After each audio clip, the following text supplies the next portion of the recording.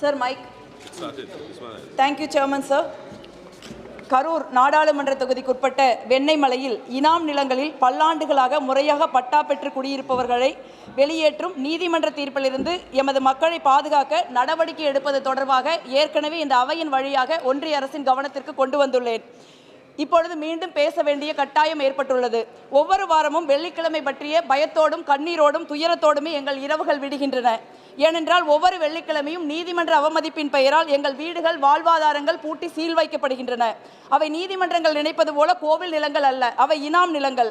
இனாம் நிலங்கள் நூற்றாண்டுகளுக்கு முன்பு கோயில்களில் இறை சேவை செய்தவர்களின் குடும்பங்களுக்கு இனாமாக வழங்கப்பட்டவை. ஆகவே அவை அந்த குடும்பத்தினருக்கே சொந்தம். அந்த குடும்பத்தினர் பெயரில் முறைப்படி மகைமாற்றம் செய்யப்பட்டுள்ளது. 30 ஆண்டுகளுக்கு முன்பே இனாம் நில உரிமையாளர்களுக்கு முறையாக பட்டாக்கள் வழங்கப்பட்டுள்ளன. மக்கள் முறையாக பணம் செலுத்தி வீட்டு மனைகள் வாங்கி வீடு கட்டியுள்ளனர். அரசே முறையாக பத்திரப்பதிவு செய்துள்ளது. முத்திரைத்தாள் கட்டணம் பெற்றுள்ளது. பல ஆண்டுகளாக வரி வாங்கி ரசீது வழங்குகிறது. வீடு கட்ட வங்கிகள் கடன் கொடுத்துள்ளன. இதில் மக்கள் தவறு என்ன? மக்கள் பெயரில் சட்டப்பூர்வமாக பட்டா இருக்கும்போது மக்கள் எப்படி ஆக்கிரமிப்பாளர்கள் ஆவார்கள்? அவர்களில் கோவிலின் பெயரால் நீதிமன்ற உத்தரவுகளின் மூலம் வீடுகளை காலி செய்ய சொல்வது எப்படி நியாயமாகும் என்கிற எங்களின் எளிய கேள்விகளுக்கு எந்த பதிலும் இல்லை. நீங்கள் வணிக செயல்பாடுகளில் ஈடுபடுகிறீர்கள், அதனால் உங்கள் கடைகளுக்கு சீல் வைக்க வேண்டும் என்று நீதிமன்றம் சொல்கிறது என்று பூட்டி சீல் வைக்கிறார்கள். தமது வீட்டின் முன்பு உள்ள சிறிய இடத்தில் டீ கடை வைப்பதும் மளிகை பொருட்கள் விற்பதும் எளிய உணவு விடுதி நடத்துவதும் எப்படி குற்றமாகும்? எமது மக்கள் அந்த இடத்தில் அடுக்கடுக்காக வணிக வளாகங்கள் கட்டி பெரு வணிகமாக செய்கிறார்கள். வீட்டை மட்டும் வைத்துக் கொண்டு வயிற்றுக்கு என்ன செய்வார்கள்? பிள்ளைகளை எப்படி படிக்க வைப்பார்கள்? எப்படி குடும்பம் நடத்துவார்கள்? அதுவும் பட்டா அவர்கள் பெயரில் உள்ளது. அப்படி இருக்கும்போது அவர்கள் செய்கிற எளிய தொழில்கள் எப்படி சட்டவிரோதமாகும்?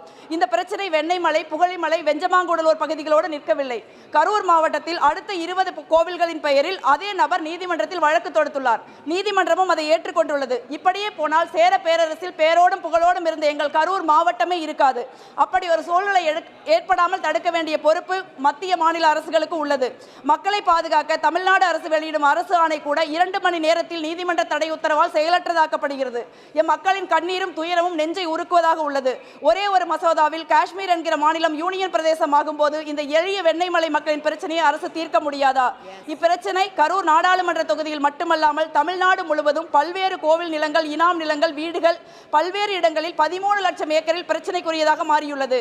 இதனால் பல்லாயிரக்கணக்கான மக்கள் சொல்ல முடியாத வேதனைக்கும் துயரத்திற்கும் ஆளாகியுள்ளனர்.